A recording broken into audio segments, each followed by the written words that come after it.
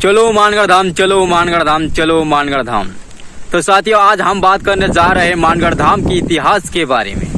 जी हाँ, तो साथियों, राजस्थान बांसवाड़ा जिले में स्थित है मानगढ़ धाम, और मानगढ़ धाम का बहुत बड़ा इतिहास भी रहा है, और मानगढ़ धाम को जलियांवाला बाग भी कहा जाता है।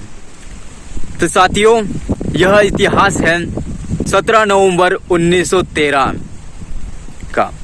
तो उस समय गुरु गोविंद का नेतृत्व था। उस समय महान योद्धा भी था, सरदार पुंजाभिल। साथियों, उस समय अंग्रेजों हुकूमत ने कब्जा जमाए बैठे थे। हालांकि ब्रिटेन शासन ने इस भारत में धंधे के नाते आए थे, धंधा करने के लिए आए थे, व्यापार करने के लिए आए थे, लेकिन उनकी नजर भारत पे पड़ चुकी थी और उनका कहर जमाते रहे और कब्जा करने लग गए और भारतीयों को गुलाम बनाते गए, उनको राज छीनते गए और राज करते गए। उनका हुकूमत, उनका शासन चलने लग गया। जब गुरु गोविंद एक शिक्षित था, एक वैचारिक था, उसको सब कुछ समझता था, तब गुरु गोविंद ने सोचा कि हमारे आदिवासी भीलों पर दिन दहाड़े अत्याचार, शोषण, दमन, दुखन, जुल्म हो रहा है। इसलिए उन्होंने ठान लिया कि आदिवासी को एक करने की मुहिम चलाई जाए। इसलिए उन्होंने आदिवासी भीलों को जागरूक करने लग गए, और जागरूक करते करते उन्होंने आदिवासी भीलों को हजारों के तादाद में उनसे जुड़ गए।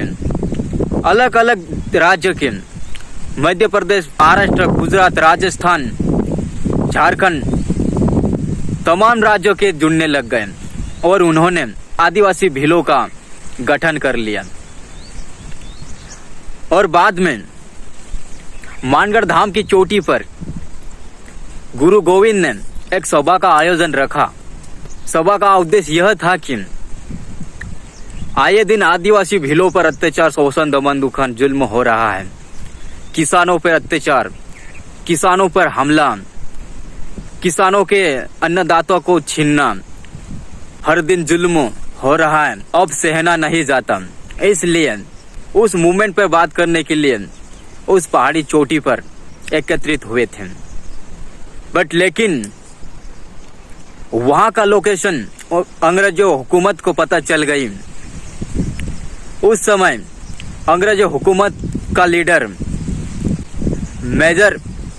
मेजर हैलेटन था। उसका नेतृत्व तो उनका शासन चलता था ब्रिटेन शासन द्वारा।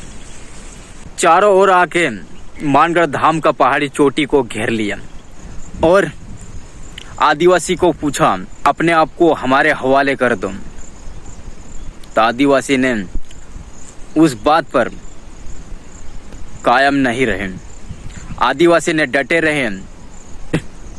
अंग्रेजों हुकूमत ने बंदूकों और तोपों से आदिवासी भील जनजाति पर हमला बोल दिया और हमारे आदिवासी भील जनजाति 1500 से अधिक उस धरती पर, मानगढ़ के धरती पर, और शहीद हुए थे। जब वहां कोई नहीं था बचाने के लिए, ब्रिटेन हुकूमत ने हमारे आदिवासियों पर गोला बारूद चलाकर छल्ली कर दिया, उस धरती को खून से रंग दिया। आज भी हमें याद है। वो दिन कैसे भूलेंगे।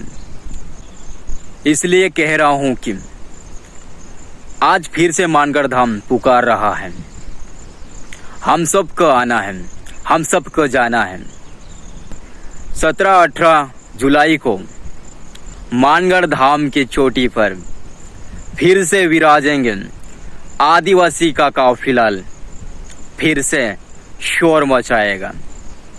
जय मानगढ़ धाम, उलगुलान, जय भील प्रदेश, जय सेवा।